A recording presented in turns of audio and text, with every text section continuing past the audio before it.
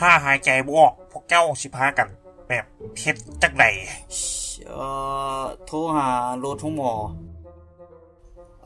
บัญชีมันสิโทรหารถตำรวจว่ะมันสิยากหยังหายใจบ่ออกบ่ต้องหายใจเขาเป็นหยังแปรงสีฟันจึงเสียก็ย้อนว่าลืมบอลไว้บ่แม่นผิดปะย้อนว่าสบู่ลักมันต้องแนวนี้มีทางผู้ชมท่านหนึ่งได้ถามมาว่าเป็นหยังป๋ามันจึงมักวางไข่มีผู้ใดตอบได้บ่นี่ฮะ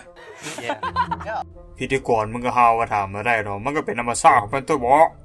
ก็ให้ถามแน่เห็นมารอกันบ่ให้ถามเด้อนะปัญญาอ่อนหลายนี่แหละคนเก่งเอาง่ายๆซะถ้าว่ามันโยน